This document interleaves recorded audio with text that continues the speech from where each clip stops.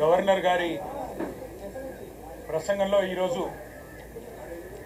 ప్రభుత్వం ఏదైనా కొత్త విషయాలు చెప్తుందేమో లేదా రాబోయే బడ్జెట్లో ప్రజలకు ఇచ్చిన 420 హామీలు 420 హామీలు ఏవైతే ఉన్నాయో ఈ ప్రభుత్వం మరి ఆ 420 హామీలు 6 గ్యారెంటీల గురించి ఏమైనా కొత్త విషయాలు చెబుతారేమో లేదా గత 15 నెలల పేలవమైన అట్టర్ ఫ్లాప్ పరిపాలన ఏదైతే ఉందో దాని గురించి ఏమైనా ప్రాయశ్చిత్తం చేసుకునే విధంగా ప్రసంగం ఉంటుందేమో గవర్నర్ గారిదని చెప్పి మేమందరం కూడా భావించినాం, ఆశించినాం.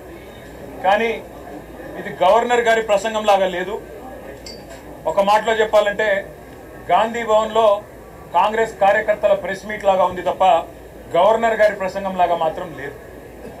పాపం పెద్ద ఆయన గవర్నర్ గారి నోటెంబడ కూడా చాలా అబద్ధాలు, ఒకటి కాదు రెండు కాదు, ఎన్నో అబద్ధాలు, ఎన్నో అర్ధసత్యాలు, ఎన్నో అసత్యాలు కూడా పాపం వారి నోటెంబడ కూడా పలకాల్సి రావడం మేము కూడా బాధపడతా ఉన్నాం.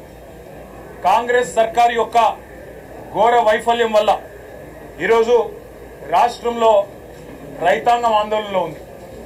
ఎక్కడికక్కడ పంటలు ఎండిపోతున్నాయి.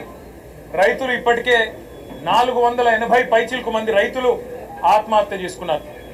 వాళ్లకు కనీసం ఒక్క మాట, వాళ్లకు సాంత్వన చేకూర్చే మాట, వాళ్లకు ఉపశమనాన్ని ఇచ్చే మాట, వాళ్లకు భరోసానిచ్చే ఒక్క మాటనన్నా గవర్నర్ నోటెంబడి వస్తుందేమో. పంటలు ఎండిపోకుండా కాపాడుతాం, నీళ్లు ఇస్తాం, బుద్ధి తెచ్చుకున్నాం, ఇకనైనా బుద్ధితో మెదులుతామని చెప్పి ఒక్క మాటన్నా చెప్తారేమో అనుకున్నాం.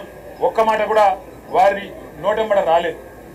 అసలు ఈ రోజు వరకు రాష్ట్రంలోని ఏ గ్రామంలో కూడా 25 నుంచి 30% మించి రుణమాఫీ జరగలేదు. ఇది నిర్వివాదం. ఇది మేము శాసనసభలో పోయిన సమావేశాల్లోనే అడిగినాం. ముఖ్యమంత్రి గారు సొంత ఊరికి పోదామా, సొంత నియోజకవర్గానికి పోదామా, ప్లేసు డేటు టైము మీ ఇష్టం, ఊరు కూడా మీ ఇష్టం.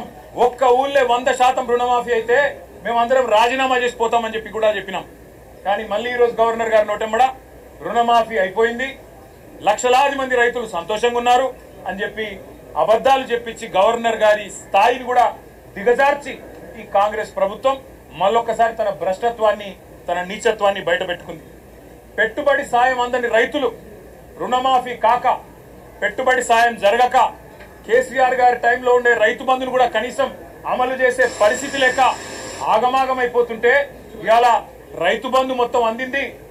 అది మాత్రమే కాకుండా రైతు కూలీలకు కూడా సాయం చేస్తున్నామని చెప్పి గవర్నర్ గారి నోటెంబడ ఇవాళ అబద్ధాలు చెప్పించడం అంటే గవర్నర్ గారికి కూడా అవమానం. ఇది వారు కూడా గుర్తించాలని చెప్పి కూడా మేము కోరుతా ఉన్నాం. సాగునీటి సంక్షోభం రోజు రోజుకు తీవ్రమైతా ఉంది. కేవలం కేసీఆర్ గారి మీద గుడ్డి ద్వేషంతో, మా పార్టీ మీద గుడ్డి కోపంతో అక్కడ మేడిగడ్డను రిపేర్ చేయకుండా 15 నెలలు ఎండబెట్టడం వల్ల ఇవాళ మొత్తం గోదావరి పరివాహక ప్రాంతంలో ఎండిపోతున్న ప్రతి ఎకరా పంటకు బాధ్యత తీసుకోవాల్సింది రేవంత్ రెడ్డి అనే ఈ ముఖ్యమంత్రి. రేవంత్ రెడ్డి అనే చేతగాని ముఖ్యమంత్రి వల్ల ఈరోజు రాష్ట్రంలో లక్షలాది ఎకరాల్లో పంటలు ఎండిపోతుంటే, ఆ పంట ఎండిపోయి అవస్థలు పడుతున్న రైతులు, తమ పొలాన్ని నిప్పు పెట్టుకుంటున్న రైతులు, తమ పొలంలో ఇలా గొర్రెలను మేకలను మేపుతున్న రైతులు వాళ్ళు ఎదురు చూసిండ్రు గవర్నర్ గారి ప్రసంగం నుంచి. ఒక్క మాటన్న వస్తదేమో, మేము పంటలను ఎండిపోకుండా కాపాడుతాం, మేమున్నాం, ఈ ప్రభుత్వం భరోసా ఇస్తున్నది, మీకు రిపేర్ చేస్తాం మేడిగడ్డను, ఇన్ని రోజులు కేసీఆర్ గారి మీద గుడ్డి కోపంతో తప్పు చేసినాం అని ప్రాయశ్చిత్తం చేసుకుంటారు అనుకున్నాం. ఆ సోయి కూడా ఈ ప్రభుత్వానికి లేదు. కనీసం ఒక మాట మాత్రంగా కూడా ఎండుతున్న పంటలు, సాగునీటి సంక్షోభం, 480 మంది రైతుల ఆత్మహత్యలు, వాటి గురించి ఒక్క మాట కూడా మాట్లాడకపోవడం అంటే రేవంత్ రెడ్డి ప్రభుత్వం యొక్క ప్రాధాన్యతలు ఎట్లా ఉన్నాయో దీన్ని బట్టే అర్థం చేసుకోవచ్చు. ఇవాళ భారతదేశంలో బహుశా ఏ రాష్ట్ర సెక్రటేరియట్ లో జరగని అత్యంత ఘోరమైన నీచమైన పరిస్థితి మన రాష్ట్ర సెక్రటేరియట్ లో జరిగింది. 20% కమిషన్ ఇయ్యందే ఇక్కడ బిల్లులు వస్తలేవని చెప్పి కాంట్రాక్టర్లు ఆర్థిక శాఖ మంత్రి, ఉప ముఖ్యమంత్రి గారి ఛాంబర్ ముంగట ధర్నా చేసే పరిస్థితి రాష్ట్రంలో బహుశా ఎన్నడూ కూడా గతంలో లేదు. మరి భారతదేశంలో కూడా బహుశా ఎక్కడా లేదని నేను అనుకుంటా ఉన్నా. ఇవాళ 20% కమిషన్ తప్ప విజన్ లేని ప్రభుత్వం ఇది. ఈ విజన్ ఉంది, ఆ విజన్ ఉంది, ఏఐ, డేటా సైన్సెస్ అని పెద్ద పెద్ద మాటలు. విజన్ లేదు, మన్ను లేదు, కమిషన్ తప్ప. No vision, only commission, only 20% commission అనే విధంగా ఇవాళ ప్రభుత్వాన్ని నడుపుతూ ఢిల్లీకి మూటలు పంపుతూ ఇక్కడ చిన్న కాంట్రాక్టర్లను సర్పంచ్లను చిన్న చిన్న వ్యక్తులను వేధించి చివరికి ఓవర్సీస్ స్కాలర్షిప్లు ఇవ్వకుండా గురుకులాల్లో తిండి పెట్టకుండా ఈరోజు పిల్లల్ని చంపుతున్న అరాచక ప్రభుత్వం రేవంత్ రెడ్డి ప్రభుత్వం, కాంగ్రెస్ ప్రభుత్వం. కనీసం గురుకులాల్లో ఉండే అధ్వాన్నమైన పరిస్థితుల గురించి ఒక్క మాట చెప్తారేమో అనుకున్నాం.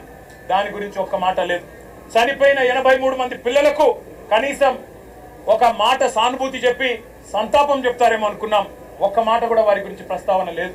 అదే మాదిరిగా ఇంకా విచిత్రం, 10 ఏళ్లలో కేసీఆర్ గారి ప్రభుత్వం ఆనాడు 4,17,000 కోట్ల అప్పు చేస్తే 4,17,000 కోట్ల అప్పు చేస్తే అంటే సంవత్సరానికి 41,000 కోట్ల అప్పు చేస్తే అప్పులు అని గుండె బాదుకున్న కాంగ్రెస్ సన్నాసులు ఇవాళ ఒక్క సంవత్సరంలో 1,62,000 కోట్ల అప్పులు తెచ్చిన విషయం ఒక మాట చెప్తారేమో అనుకున్నాం. సరే, కేసీఆర్ ప్రభుత్వం కొత్తగా ఏర్పడ్డ తెలంగాణకు ఒక బలమైన పునాది వేయాలని బ్రహ్మాండమైన పథకాలు, రైతులకు వ్యవసాయానికి మాత్రమే 10 ఏళ్లలో కేసీఆర్ ప్రభుత్వం ఖర్చు పెట్టింది దాదాపు 4.5 లక్షల కోట్లు. రైతు బంధు రూపంలో 73,000 కోట్లు, రుణమాఫీ రూపంలో 28,000 కోట్లు, ఇరిగేషన్ ప్రాజెక్టుల రూపంలో, అదే విధంగా వ్యవసాయ పనిముట్ల రూపంలో, మెకనైజేషన్ రూపంలో, డ్రిప్ రూపంలో, సబ్సిడీల రూపంలో, ఉచిత విద్యుత్ రూపంలో మొత్తం 4.5 లక్షల కోట్ల రూపాయలు తెలంగాణలోని 70 లక్షల మంది రైతులకు ఇవ్వడం వల్ల ఇవాళ భారతదేశంలో తెలంగాణ వరిధాన్యం ఉత్పత్తిలో నెంబర్ 1 అయ్యింది.